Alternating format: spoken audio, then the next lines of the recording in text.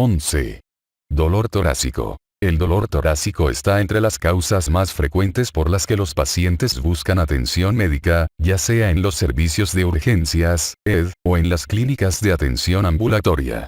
La valoración del dolor torácico no traumático es difícil por la amplia variedad de posibles causas, una menor parte de las cuales son enfermedades que ponen en riesgo la vida y que no deben pasarse por alto.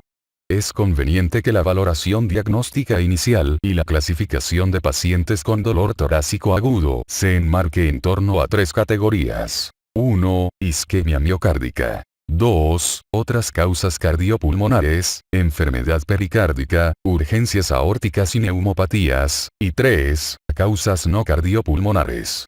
Aunque la identificación rápida de enfermedades de alto riesgo es una prioridad de la valoración inicial, las estrategias que incorporan el uso liberal habitual de estudios clínicos conllevan la posibilidad de efectos adversos derivados de análisis innecesarios. Epidemiología y evolución. El dolor torácico es la tercera razón más frecuente de visitas a los servicios de urgencias en Estados Unidos. Ocasiona 6 a 7 millones de visitas a los servicios de urgencias cada año. Más del 60% de los pacientes con esta manifestación clínica se hospitaliza para someterse a pruebas complementarias, y el resto se sujeta a pruebas adicionales en los servicios de urgencias. Menos del 15% de los pacientes valorados se diagnostican, al final, con síndrome coronario agudo, con tasas de 10 a 20% en casi todas las series de poblaciones no seleccionadas y una tasa de menos del 5% en algunos estudios. En el resto, los diagnósticos más frecuentes son causas gastrointestinales, figura 11.1, y en menos del 10% son otras enfermedades cardiopulmonares que ponen en riesgo la vida. En una gran proporción de personas con dolor torácico agudo transitorio se descartan los diagnósticos de síndrome coronario agudo u otras causas cardiopulmonares, pero no se determina la causa. Por tanto, los recursos y el tiempo dedicados a la valoración del dolor torácico en ausencia de causas graves son importantes. No obstante, un desconcertante 2 a 6% de pacientes con dolor torácico de causas al parecer no isquémicas son dados de alta del servicio de urgencia y después se considera que tuvieron un infarto del miocardio pasado por alto. Las personas con diagnóstico omitido de infarto de miocardio tienen el doble de riesgo de muerte a 30 días que sus contrapartes hospitalizadas. La evolución de síndrome coronario agudo, enfermedades pericárdicas agudas, embolia pulmonar y urgencias aórticas se revisa en los capítulos 265, 268, 269, 273 y 274, respectivamente. En un estudio de más de 350.000 pacientes con presunto dolor torácico inespecífico de causa no cardiopulmonar, la tasa de mortalidad a un año después del alta fue menos de 2% y no difirió de manera significativa de la mortalidad ajustada para la edad en la población general.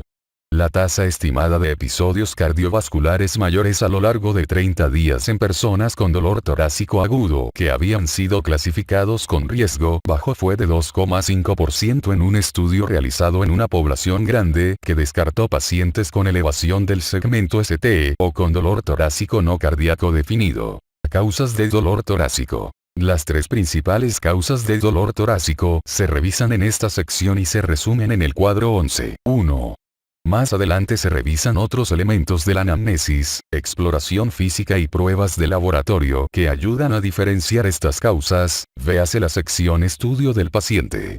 Lesión o isquemia del miocardio. La isquemia miocárdica que causa dolor torácico, denominada angina de pecho, es una preocupación clínica importante en personas con síntomas torácicos.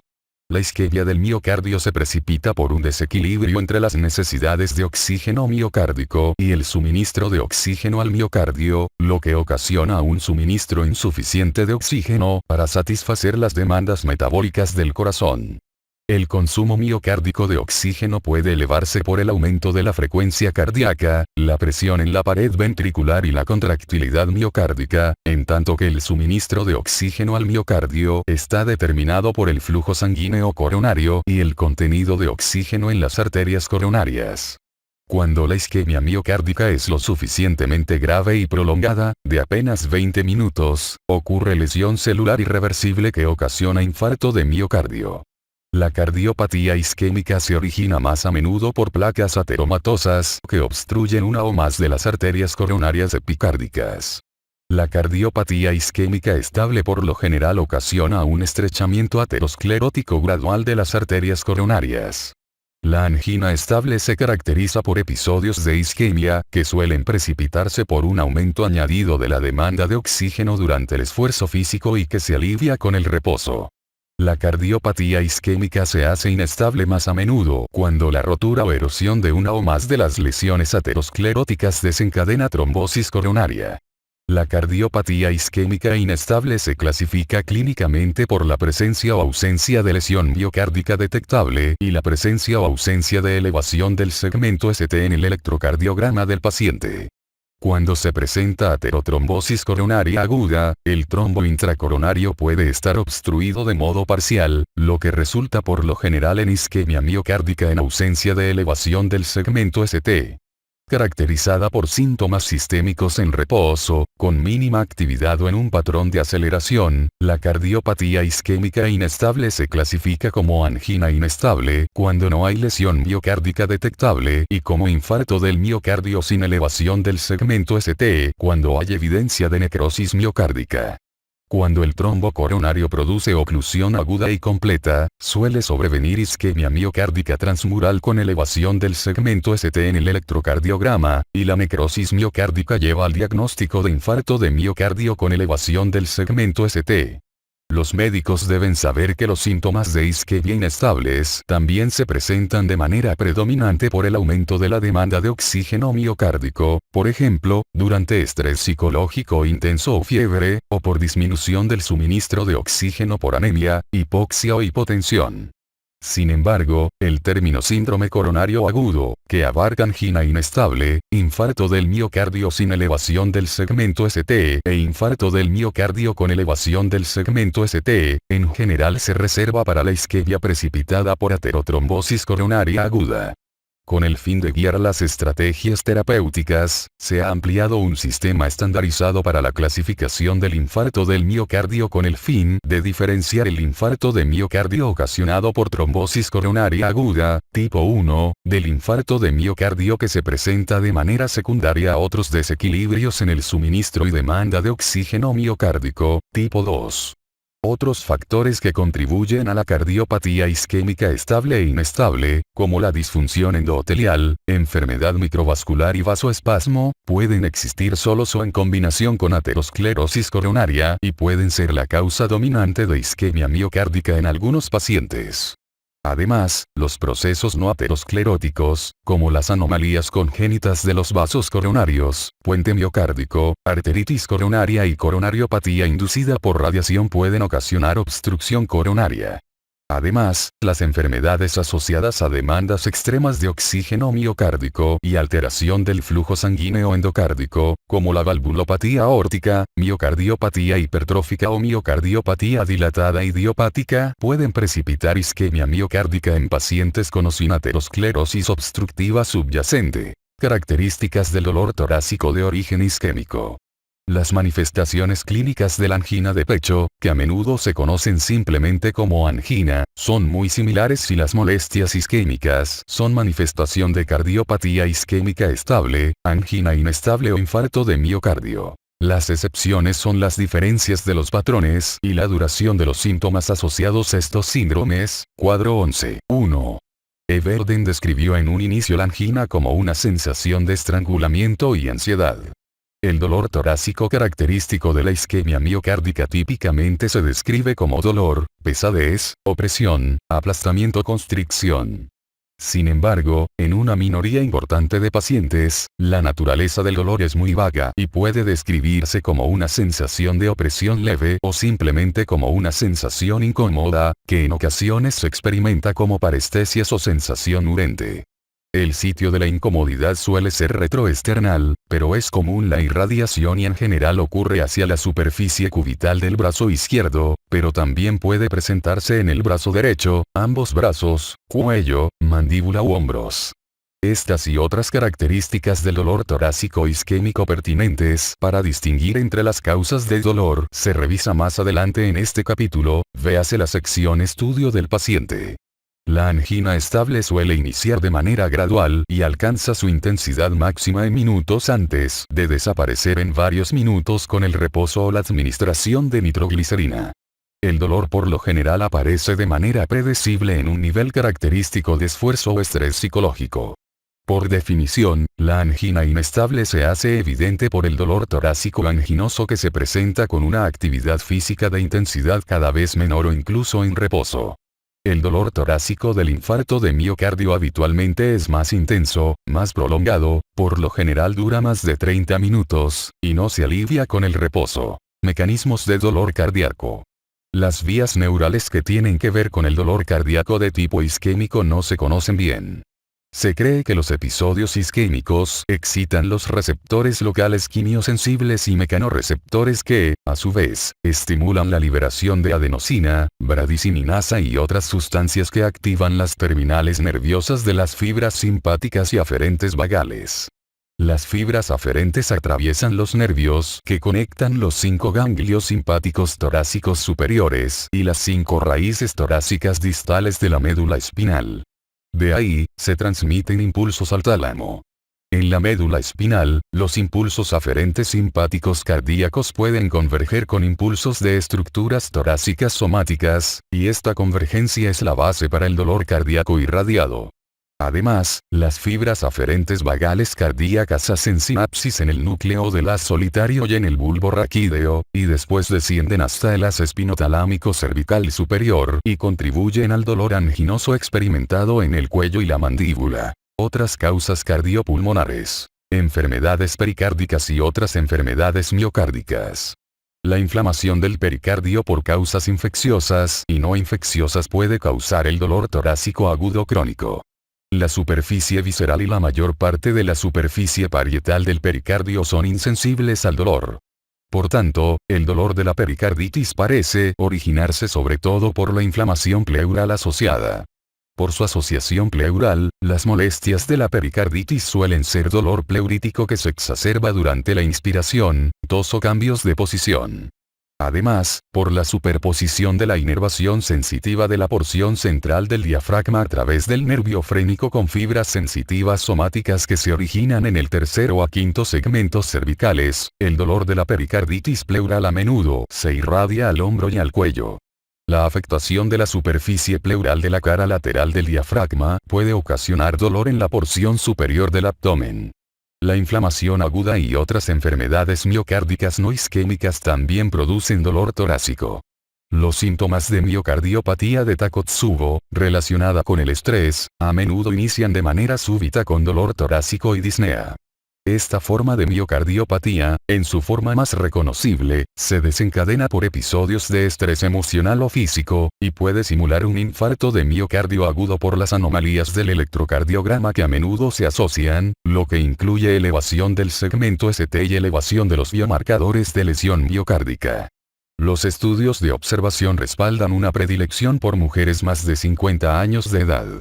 Los síntomas de miocarditis aguda varían mucho. El dolor torácico puede originarse de una lesión inflamatoria del miocardio o deberse a aumentos importantes de la tensión parietal relacionada con mal funcionamiento ventricular. Enfermedades aórticas. La disección aórtica aguda, figura 11.1, es una causa menos frecuente de dolor torácico, pero es importante por la evolución catastrófica de algunos subgrupos de casos cuando se reconocen de manera tardía o no se administra tratamiento. Los síndromes aórticos agudos abarcan diversas enfermedades aórticas agudas relacionadas con rotura de la capa media de la pared aórtica. La disección aórtica consiste en el desgarro de la íntima de la aorta, lo que ocasiona la separación de la capa media y la creación de una luz falsa. Se ha descrito la úlcera penetrante como la ulceración de una placa aórtica teromatosa que se extiende a través de la íntima y dentro de la capa media de la aorta, con la posibilidad de iniciar una disección en la capa media o rotura hacia la adventicia. El hematoma intramural es un hematoma de la pared aórtica sin un colgajo demostrable de la capa íntima, sin desgarro radiológico evidente de la íntima y sin luz falsa. El hematoma intramural puede aparecer por rotura de los vasos vasculares, vasa vasorum, o, menos a menudo, por una úlcera penetrante. Cada uno de estos subtipos de síndrome aórtico agudo por lo general se manifiestan con dolor torácico que a menudo es intenso, de inicio súbito y que en ocasiones se describe como una sensación de desgarro. Los síndromes aórticos agudos que afectan la aorta ascendente tienden a causar dolor en la línea media de la pared anterior del tórax, en tanto que los síndromes de la aorta descendente más a menudo se presentan con dolor en la espalda.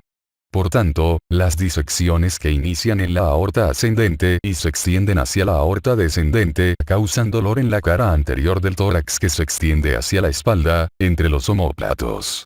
Las disecciones de la aorta proximal que afectan la aorta ascendente, tipo en la nomenclatura de Stanford, tienen un riesgo alto de complicaciones importantes que pueden influir en la presentación clínica, lo que incluye 1. Afectación de los orificios aórticos de las arterias coronarias, lo que ocasiona infarto de miocardio. 2. Rotura de la válvula aórtica, que causa insuficiencia aórtica aguda. Y 3. Rotura del hematoma hacia el espacio pericárdico, lo que conduce a taponamiento pericárdico.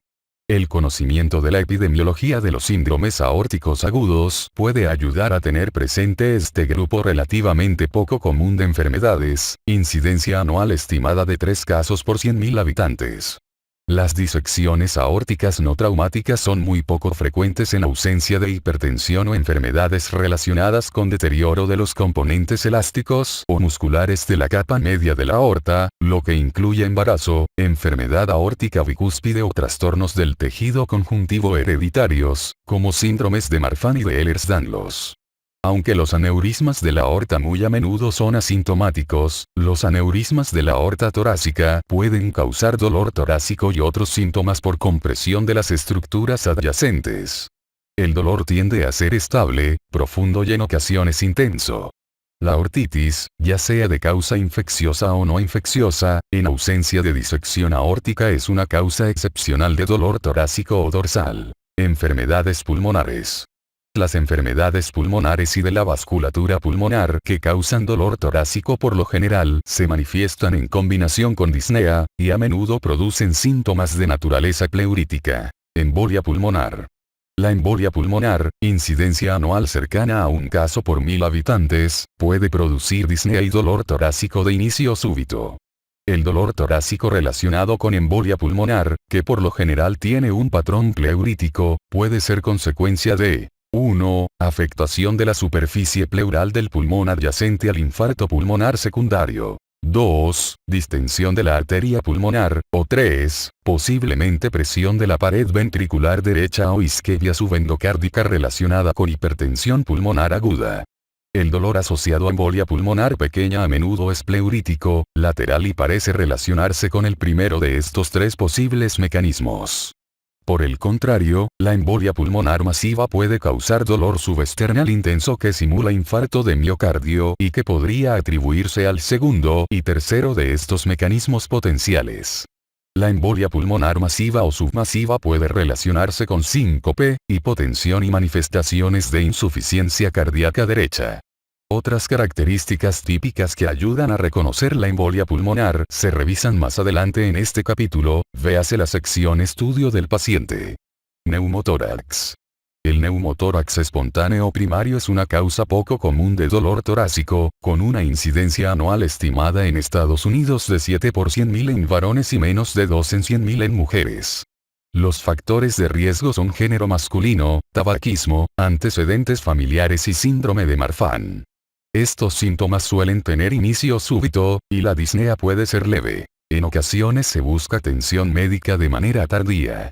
El neumotórax espontáneo secundario puede ocurrir en pacientes con neumopatía subyacente, como enfermedad pulmonar obstructiva crónica, asma o fibrosis quística, y suele producir síntomas más intensos. El neumotórax a presión es una urgencia médica causada por la retención intratorácica que precipita un colapso hemodinámico. Otras enfermedades del parénquima pulmonar, pleurales o vasculares. Muchas enfermedades pulmonares que producen dolor torácico, incluidos neumonía y cáncer, lo ocasionan porque se afecta la pleura o las estructuras circundantes. La pleuresía suele describirse como un dolor penetrante que empeora con la inspiración o la tos. Por el contrario, la hipertensión pulmonar crónica puede manifestarse como dolor torácico, que suele ser muy similar a la angina de pecho en sus características, que en algunos casos sugiere isquemia miocárdica del ventrículo derecho. De manera similar, las enfermedades reactivas de las vías respiratorias pueden causar sensación de opresión torácica asociada a disnea más que a pleuresía. Causas no cardiopulmonares. Enfermedades gastrointestinales. Las enfermedades gastrointestinales son la causa más frecuente de dolor torácico no traumático, y a menudo producen síntomas que son difíciles de diferenciar de causas más graves de dolor torácico, como la isquemia miocárdica. Las enfermedades esofágicas pueden simular angina por las características y ubicación del dolor. En el diagnóstico diferencial del dolor torácico debe considerarse el reflujo gastroesofágico y los trastornos de la motilidad esofágica, figura 11.1 y cuadro 11.1. El reflujo ácido a menudo causa dolor urente. Por el contrario, el dolor del espasmo esofágico casi siempre es un dolor intenso, opresivo, de ubicación retroesternal y que, al igual que la angina, puede aliviarse con la administración de nitroglicerina o una dihidropiridina antagonista de los conductos de calcio. El dolor torácico también puede ser consecuencia de lesión esofágica, como en el desgarro de Mallory-Weiss, o incluso de rotura esofágica, síndrome de Boerhaave, causada por vómito intenso. La úlcera péptica muy a menudo tiene ubicación epigástrica, pero puede irradiarse hacia el tórax. Cuadro 11.1. Las enfermedades hepatobiliares, incluida la colecistitis y el cólico biliar, pueden simular enfermedades cardiopulmonares agudas. Aunque el dolor que se origina por estos trastornos suele ubicarse en el cuadrante superior derecho del abdomen, su ubicación es variable y puede percibirse en el epigastrio e irradiarse a la región dorsal y parte baja del tórax. La molestia en ocasiones se irradia al omóplato o, en casos excepcionales, puede percibirse en el hombro, lo que sugiere irritación diafragmática.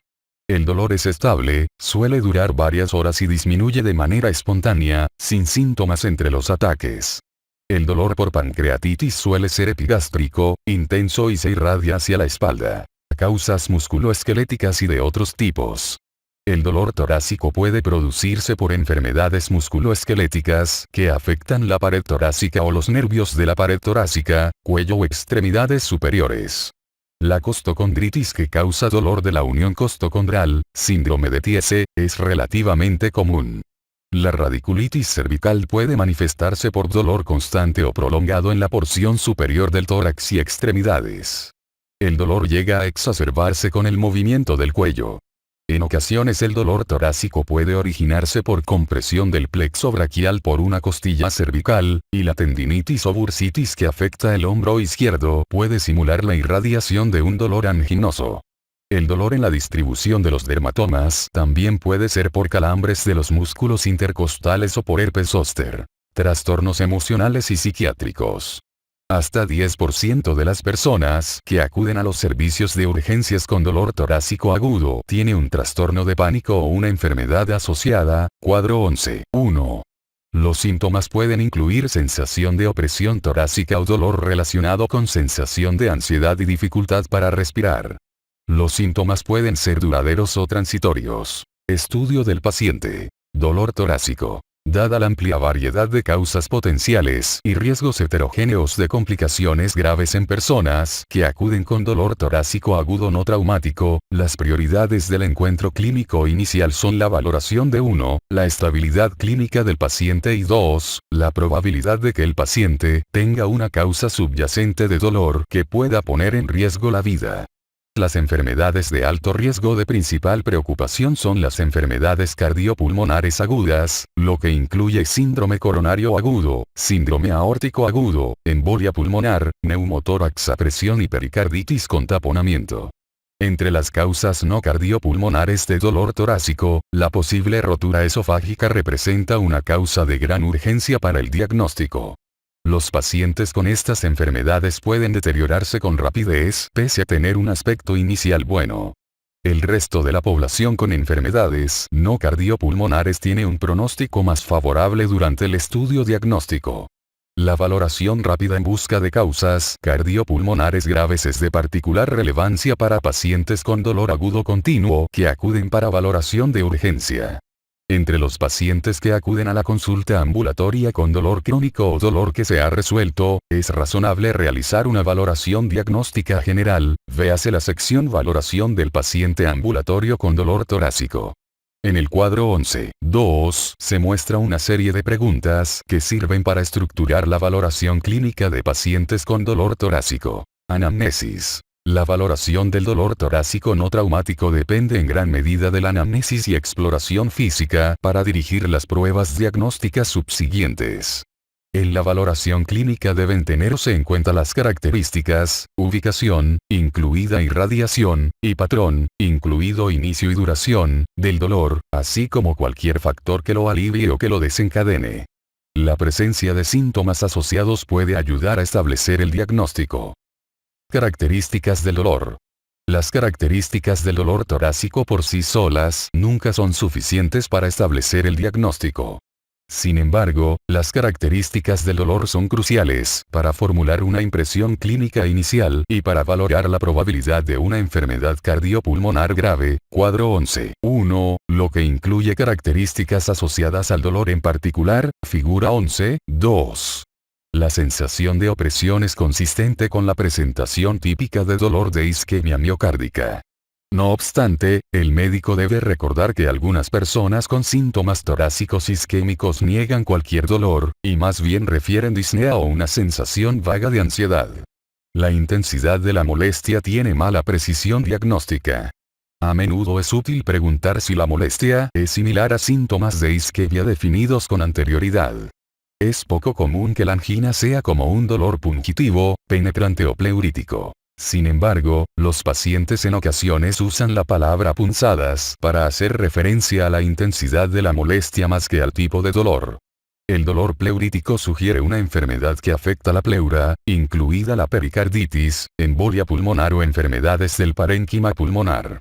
Con menos frecuencia, el dolor de la pericarditis o de la embolia pulmonar masiva es una sensación de presión intensa estable o de dolorimiento que puede ser difícil de diferenciar de la isquemia miocárdica.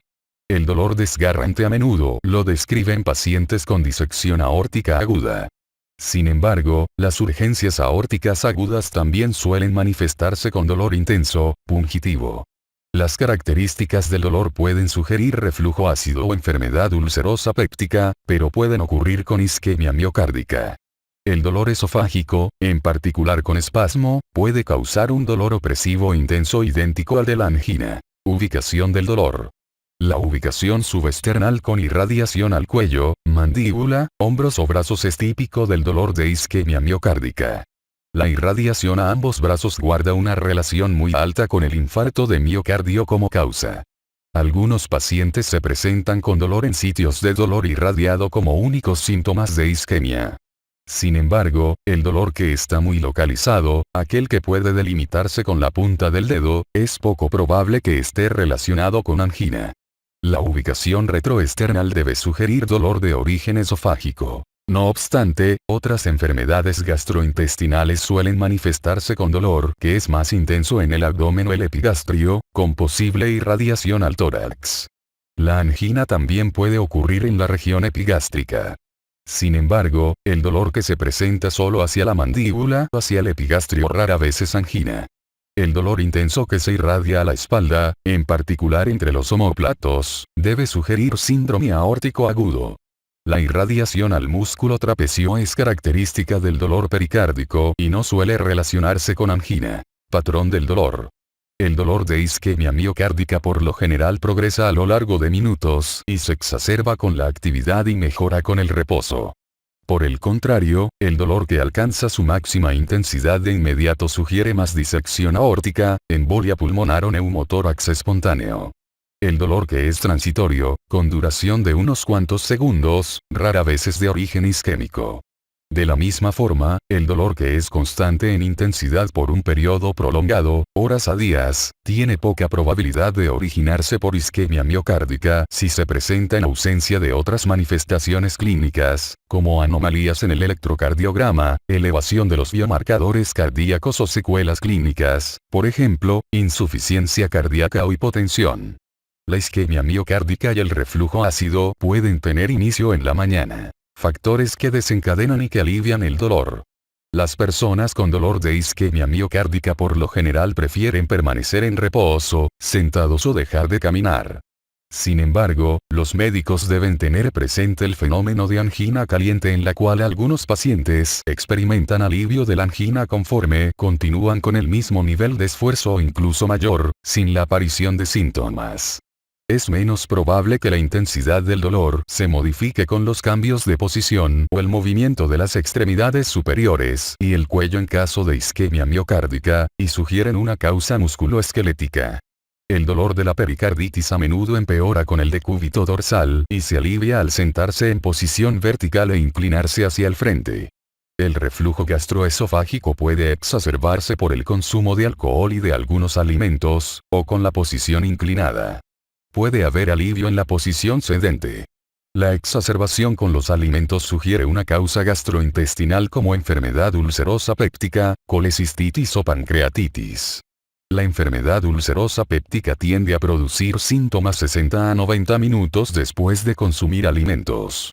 Sin embargo, en caso de aterosclerosis coronaria grave, la distribución del flujo sanguíneo al lecho vascular esplácnico después del consumo de alimentos puede desencadenar angina postprandial. Las molestias del reflujo ácido y de la enfermedad ulcerosa péptica por lo general disminuyen rápido con tratamientos que reducen la cantidad de ácido. A diferencia de su efecto en algunos pacientes con angina, es poco probable que el esfuerzo físico modifique los síntomas de las causas gastrointestinales de dolor torácico. El alivio del dolor torácico en unos cuantos minutos después de la administración de nitroglicerina sugiere el diagnóstico de isquemia miocárdica, pero no es suficientemente sensible o específico para establecer un diagnóstico definitivo. El espasmo esofágico también puede aliviarse rápido con la administración de nitroglicerina. Un retraso de más de 10 minutos para obtener alivio después de una dosis de nitroglicerina sugiere que los síntomas no son causados por isquemia, o bien, que son causados por isquemia grave, como un infarto de miocardio agudo. Síntomas asociados. Los síntomas que acompañan a la isquemia miocárdica pueden incluir diaforesis, disnea, náusea, fatiga, debilidad y eruptos. Además, estos síntomas pueden presentarse de manera aislada como equivalentes de la angina, síntomas de isquemia miocárdica diferentes a los de angina típica, en particular en mujeres y en ancianos. La disnea puede presentarse con múltiples enfermedades consideradas en el diagnóstico diferencial de dolor torácico y, por tanto, no permiten la discriminación, pero la presencia de disnea es importante porque sugiere una causa cardiopulmonar. La insuficiencia respiratoria significativa de inicio súbito debe sugerir embolia pulmonar y neumotórax espontáneo. Puede haber hemoptisis con embolia pulmonar, así como esputo teñido de sangre en casos de insuficiencia cardíaca grave, pero por lo general apunta a una causa de enfermedad parenquimatosa pulmonar para los síntomas torácicos. La presentación con síncope o presíncope debe sugerir embolia pulmonar de importancia hemodinámica o disección aórtica, así como arritmias isquémicas. Aunque la náusea y el vómito sugieren una enfermedad gastrointestinal, estos síntomas pueden aparecer en casos de infarto de miocardio, más a menudo infarto de miocardio inferior, presumiblemente por activación del reflejo vagal o estimulación de los receptores del ventrículo izquierdo como parte del reflejo de Besold-Harish. Antecedentes personales patológicos. Los antecedentes personales patológicos ayudan a valorar a pacientes con factores de riesgo para aterosclerosis coronaria y tromboembolia venosa, así como para enfermedades que predisponen al paciente a trastornos específicos. Por ejemplo, el antecedente de colagenopatía, como síndrome de Marfan, hace surgir la sospecha de un síndrome aórtico agudo o neumotórax espontáneo. La anamnesis cuidadosa puede ayudar a detectar antecedentes de depresión o ataques de pánico previos. Exploración física. Además de proporcionar una valoración inicial de la estabilidad clínica del paciente, una exploración física con dolor torácico puede ofrecer evidencia directa de causas específicas de dolor torácico, por ejemplo, ausencia unilateral de ruidos pulmonares, y llega a identificar posibles factores precipitantes de causas cardiopulmonares agudas de dolor torácico, por ejemplo, hipertensión descontrolada, enfermedades asociadas relevantes, por ejemplo, neumopatía obstructiva, y complicaciones del síndrome de presentación, por ejemplo, insuficiencia cardíaca. Sin embargo, como los datos de la exploración física pueden ser normales en pacientes con cardiopatía isquémica inestable, una exploración física por lo demás normal no es definitiva. Estado general del paciente. El aspecto general del paciente ayuda a establecer una impresión inicial de la gravedad de la enfermedad. Las personas con infarto de miocardio u otras enfermedades cardiopulmonares agudas a menudo parecen ansiosas, incómodas, pálidas, cianóticas o diaforéticas. Los pacientes que masajean o presionan el pecho describen el dolor como un puño en contra del esternón, signo de Levine. En ocasiones, el aspecto corporal es útil. Por ejemplo, en pacientes con síndrome de Marfan o el hombre prototípico joven, alto y delgado con neumotórax espontáneo. Signos vitales. La taquicardia y hipotensión significativas indican consecuencias hemodinámicas importantes de la causa subyacente del dolor torácico y deben favorecer una rápida anamnesis en busca de las enfermedades más graves, como infarto de miocardio agudo con choque cardiógeno, embolia pulmonar masiva, pericarditis con taponamiento o neumotórax. Atención. Las urgencias aórticas agudas por lo general se manifiestan con hipertensión grave, pero pueden asociarse a este trastorno cuando hay compromiso coronario o disección hacia el pericardio. La taquicardia sinusal es una manifestación importante de embolia pulmonar submasiva. La taquipnea y la hipoxemia apuntan a una causa pulmonar. La presencia de febrícula es inespecífica porque puede aparecer en infarto de miocardio y tromboembolia pulmonar, además de infecciones. Campos pulmonares. La exploración de los pulmones puede localizar una causa pulmonar primaria de dolor torácico, como en casos de neumonía, asma o neumotórax. La disfunción del ventrículo izquierdo por isquemia grave o infarto, así como las complicaciones valvulares agudas del infarto de miocardio o la disección aórtica pueden producir edema pulmonar, que es indicación de alto riesgo. Área cardíaca. El pulso venoso yugular a menudo es normal en pacientes con isquemia miocárdica aguda, pero puede revelar patrones característicos con taponamiento pericárdico o disfunción aguda del ventrículo derecho. La auscultación cardíaca puede revelar un tercero o, más a menudo, un cuarto ruido cardíaco que reflejen disfunción miocárdica sistólica o diastólica. Los soplos de insuficiencia mitral o un soplo áspero por comunicación interventricular pueden indicar complicaciones mecánicas del infarto del miocardio con elevación del segmento ST. Un soplo de insuficiencia aórtica puede ser una complicación de una disección aórtica proximal. Otros soplos pueden revelar enfermedades cardíacas subyacentes que contribuyen a la isquemia, por ejemplo, estenosis aórtica con miocardiopatía hipertrófica. Los cortes pericárdicos reflejan inflamación pericárdica. Abdomen. La localización del dolor abdominal en la exploración física ayuda a identificar causas gastrointestinales del síndrome de presentación. Las manifestaciones abdominales son infrecuentes en el caso de problemas cardiopulmonares agudos, con excepción de la enfermedad cardiopulmonar crónica subyacente o disfunción grave del ventrículo derecho que ocasione congestión hepática. La disminución de los pulsos vasculares puede reflejar aterosclerosis crónica subyacente, que aumenta la probabilidad de coronariopatía.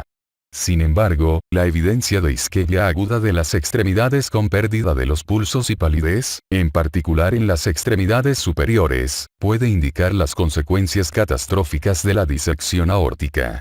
La hinchazón unilateral de las extremidades inferiores debe sugerir la sospecha de tromboembolia venosa. Músculo esquelético. El dolor que se origina de las articulaciones costocondrales y condroesternales puede asociarse a hinchazón localizada, eritema o dolor localizado a la palpación. El dolor a la palpación de esas articulaciones suele estar bien localizado y es un signo clínico útil, aunque puede desencadenarse dolor a la palpación profunda en ausencia de costocondritis. Aunque la palpación de la pared torácica a menudo desencadena dolor en personas con varias enfermedades musculoesqueléticas, debe apreciarse que el dolor de la pared torácica no descarta isquemia miocárdica. Los déficits sensitivos de las extremidades superiores pueden indicar una discopatía cervical. Electrocardiograma. El electrocardiograma es indispensable en la valoración del dolor torácico de causa no traumática.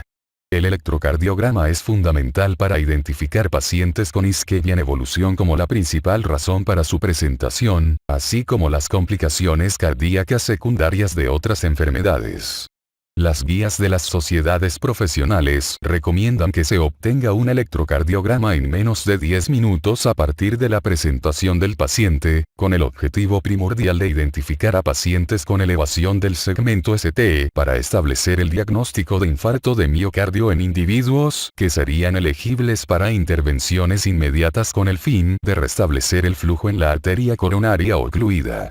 La depresión del segmento ST y las inversiones simétricas de la onda T con una profundidad de al menos 0,2 milivoltios de profundidad permiten detectar isquemia miocárdica en ausencia de infarto del miocardio con elevación del segmento ST y son indicativas de alto riesgo de muerte o isquemia recurrente.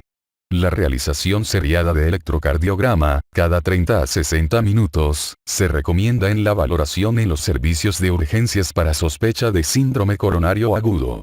Además, debe pensarse en un electrocardiograma con colocación de derivaciones derechas en pacientes con isquemia sospechada que no se diagnosticó en el trazo electrocardiográfico estándar con 12 derivaciones. Pese a la utilidad del electrocardiograma en reposo, su sensibilidad para isquemia es baja, en algunos estudios de apenas 20%. Las anomalías en el segmento ST y onda T pueden observarse en diversas enfermedades, incluida embolia pulmonar, hipertrofia ventricular, pericarditis aguda y crónica, miocarditis, desequilibrio electrolítico y trastornos metabólicos. La hiperventilación asociada al trastorno de pánico puede ocasionar anomalías inespecíficas del segmento ST y de la onda T. La embolia pulmonar muy a menudo se asocia a taquicardia sinusal, pero puede ocasionar desplazamiento a la derecha en el eje eléctrico del corazón, que se manifiesta como una onda S en la derivación I, con onda Q y onda T en la derivación 3. En pacientes con elevación del segmento ST, la presencia de afectación difusa que no corresponde con una distribución anatómica coronaria específica y depresión del segmento PR puede ayudar a distinguir la pericarditis del infarto de miocardio agudo. Radiografía de tórax. La radiografía simple de tórax se realiza de manera sistemática cuando los pacientes se presentan con dolor torácico agudo, y de manera selectiva cuando la persona se valora de forma ambulatoria por dolor torácico subagudo o crónico. La radiografía de tórax es muy útil para identificar trastornos pulmonares, como neumonía o neumotórax. A menudo los datos no son sobresalientes en pacientes con síndrome coronario agudo, pero el edema pulmonar puede ser evidente. Otros datos específicos incluyen ensanchamiento del mediastino en algunos pacientes con disección aórtica, giba de Hampton o signo de Westermarck en personas con embolia pulmonar o calcificación pericárdica en pericarditis crónica. Biomarcadores cardíacos. Las pruebas de laboratorio de pacientes con dolor torácico agudo se dirigen a la detección de la lesión miocárdica. Tales lesiones pueden detectarse por la presencia de proteínas circulantes, liberadas de las células miocárdicas lesionadas. Por el tiempo necesario para su liberación, los biomarcadores iniciales de lesión pueden ser normales incluso en pacientes con infarto del miocardio con elevación del segmento ST.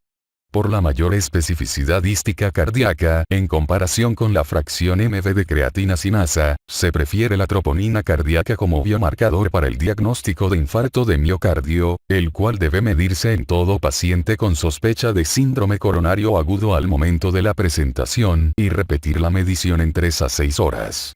Las pruebas después de 6 horas se necesitan solo si no hay certeza en cuanto al inicio del dolor o cuando han ocurrido síntomas intermitentes.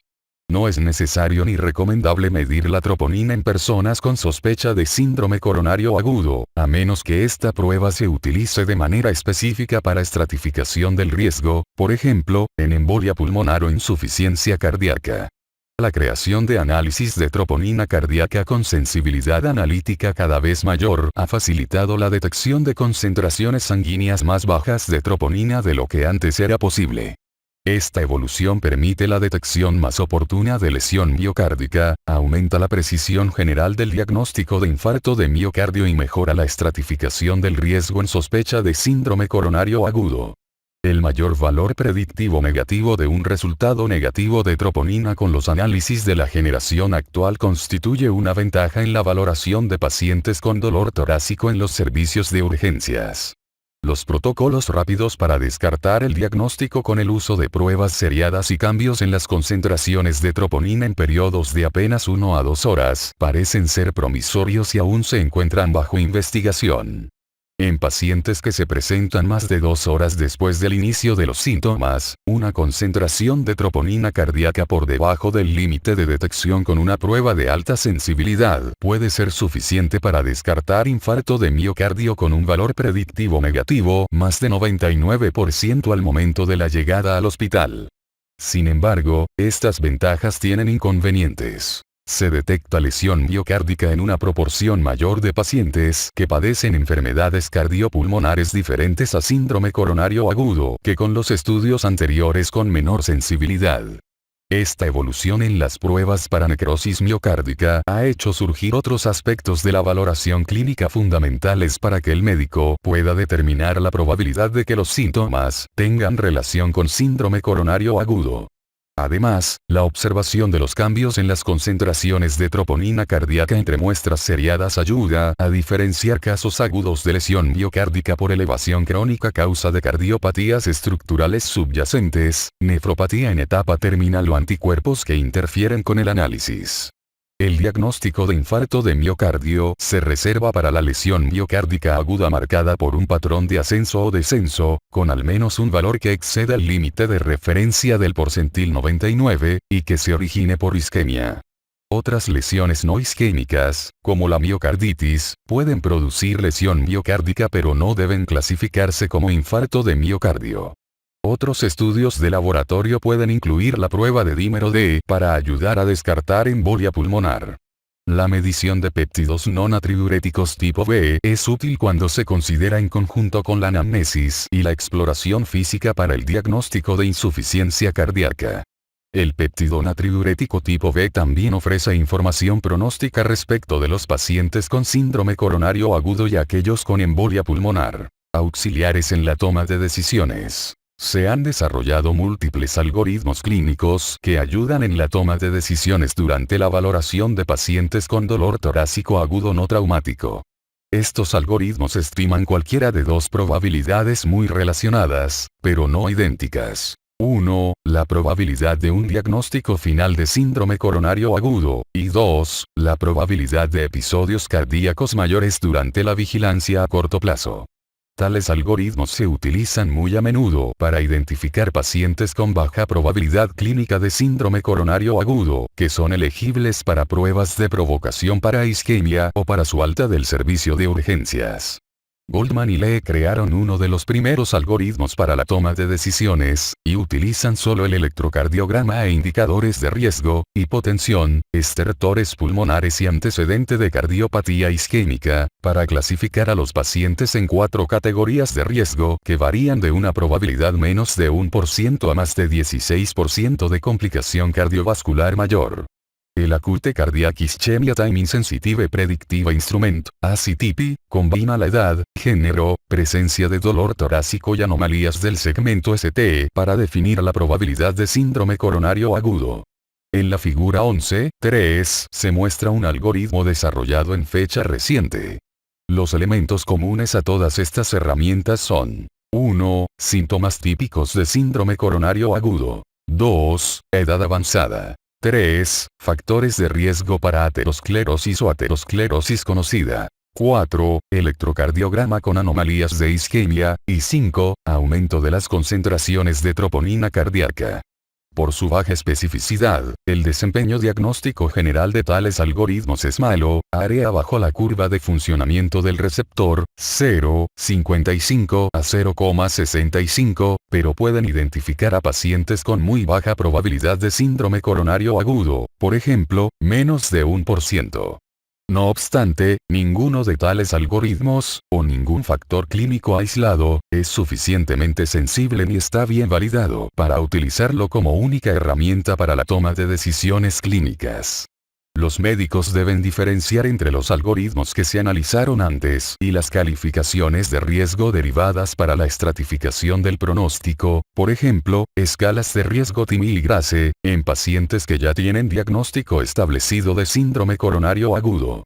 Estas últimas calificaciones de riesgo no se diseñaron para la valoración diagnóstica.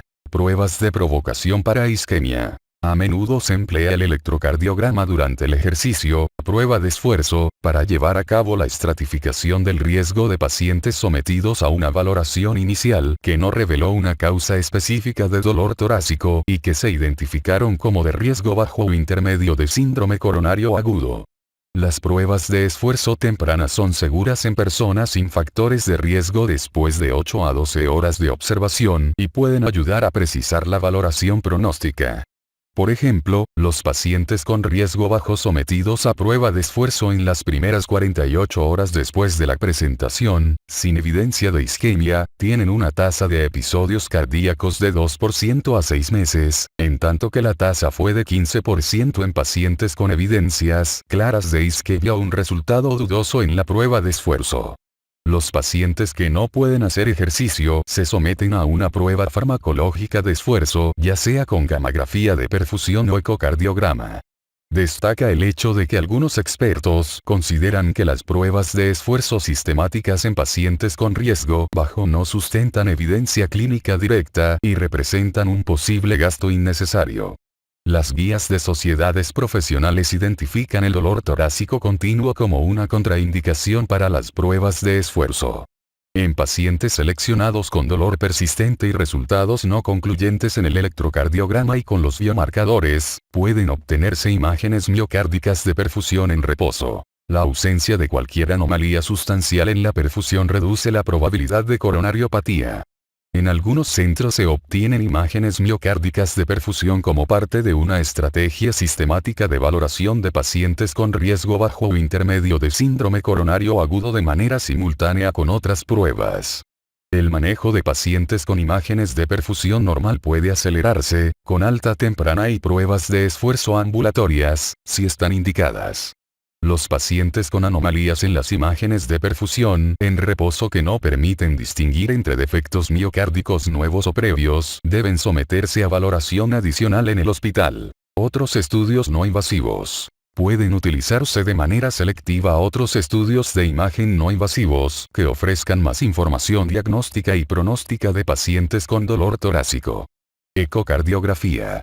La ecocardiografía no tiene que realizarse de manera habitual en pacientes con dolor torácico. Sin embargo, en pacientes con diagnóstico incierto, en particular aquellos con elevación diagnóstica del segmento ST, síntomas continuos o inestabilidad hemodinámica, la detección de las anomalías en la cinética parietal regional ofrece evidencia de posible disfunción isquémica. La ecocardiografía es diagnóstica en pacientes con complicaciones mecánicas del infarto de miocardio o en pacientes con taponamiento pericárdico. La ecocardiografía transtorácica es poco sensible para disecciones aórticas, aunque en ocasiones puede detectarse un colgajo de la íntima en la aorta ascendente. Angiografía por tomografía. La angiografía por tomografía ha surgido como una modalidad para la valoración de pacientes con dolor torácico agudo. La angiografía coronaria por tomografía es una técnica sensible para la detección de enfermedad coronaria obstructiva, en particular en el tercio proximal de las arterias coronarias epicárdicas mayores. La tomografía parece acelerar la decisión del destino de los pacientes con probabilidad baja intermedia de síndrome coronario agudo. Su principal fortaleza es el valor diagnóstico de un resultado negativo que indica que no hay ninguna enfermedad significativa. Además, la tomografía con medio de contraste puede detectar áreas focales de lesión miocárdica en situaciones agudas, así como disminución de la distribución del medio de contraste en determinadas áreas. Al mismo tiempo, la angiografía por tomografía puede excluir disección aórtica, derrame pericárdico y embolia pulmonar.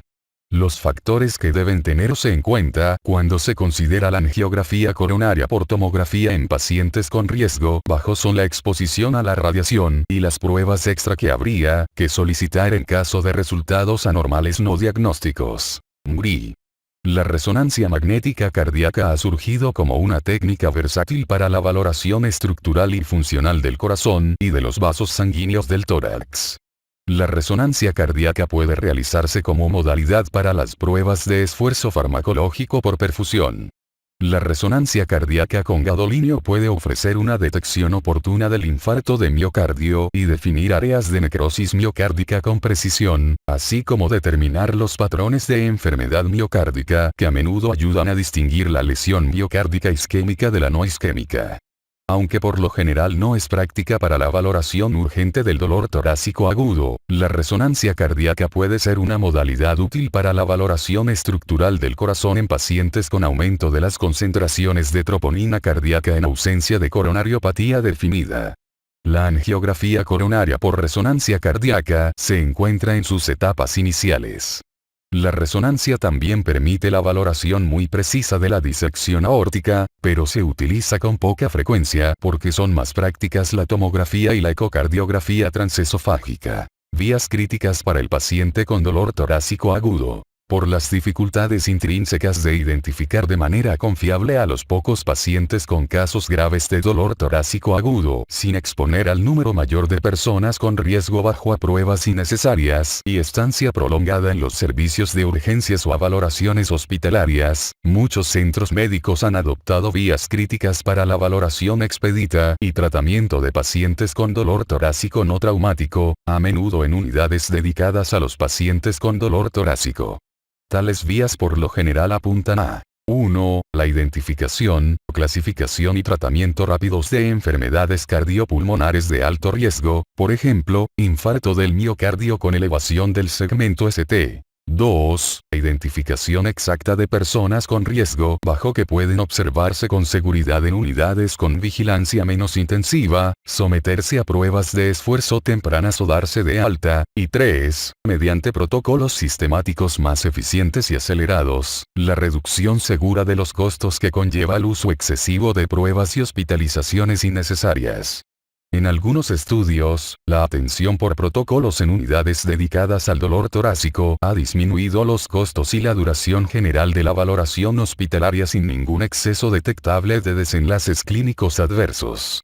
Valoración del paciente ambulatorio con dolor torácico. El dolor torácico es frecuente en la práctica ambulatoria, con prevalencia de por vida de 20 a 40% en la población general. Más del 25% de los pacientes con infarto de miocardio ha visitado a su médico de atención primaria en los meses previos. Los principios diagnósticos son similares a los de los servicios de urgencias. Sin embargo, la probabilidad de una causa cardiopulmonar aguda antes de la prueba es mucho menor.